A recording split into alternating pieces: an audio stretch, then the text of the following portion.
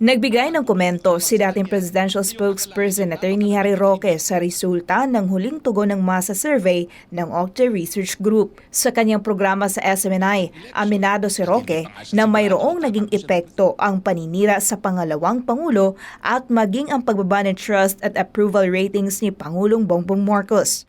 Ang presidente at ang vice-presidente ay bumaba. Bagamat mas malaking binaba ni VP Sara. Bakit? Kasi kasapi siya na administrasyon. Siyempre, yung pagbaba ng trust at approval rating ng presidente, dala-dala rin ni Inday Sara. At siyempre, hindi naman natin makakaila na yung mga pagbato laban kay Inday Sara na mga hindi makaantay na eleksyon ay nakaapekto rin. Sa kabila nito, tiwala si Roque na magagawang makabawi ni VP Sara mula sa paninira sa kanya, lalo't malayo pa ang 2028 national elections. Maliban dito, si VP Sara pa rin anya ang may pinakamataas na trust at approval ratings sa mga government top official ng bansa. Naniniwala naman ako na ang pagkakamali ng mga bumabato kay Inday Sara, napakatagal pa ng eleksyon.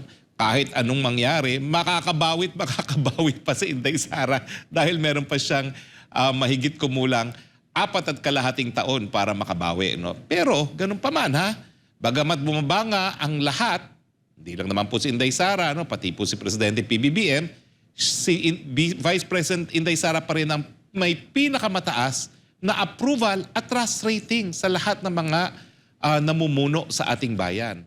Samantala, may panawagan naman si Roque sa mga naisirain ang unity team at si Pangulong Bongbong Marcos. Kaya nga po ako, nananawagan ako. Matagal pa pong eleksyon. Huwag po natin sirain yung pagkakaisa dahil yun yung ating mensahe ng eleksyon. Hello!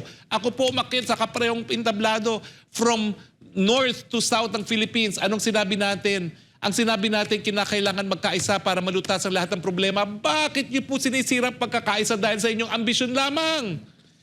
Huwag naman po. Wala pong mabuting idudulot ang pagwatak-watak sa panahon na ang daming pagsubok. Kung tunay kayo nagmamahal sa bahayan, gagawa pa kayo ng hakbang para lalong mapalakas ang samahan. At ang aking panawagan, PBBM, naniniwala po ako na talagang sincero kayo na nanawagan kayo sa pagkakaisa. Bakit naman sa buong sambayanan ang hiniling ninyo pagkakaisa? Bakit hindi nyo masabihin ngayon ang sarili nyong kaanak na importante yung pagkakaisa?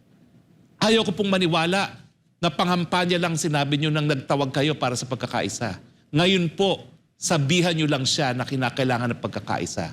Dahil napakadami pong pagsubok na dinadaanan ng bansa. Para sa Diyos at sa Pilipinas, kung mahal, ako si Valdivina Gracia, SMNI News.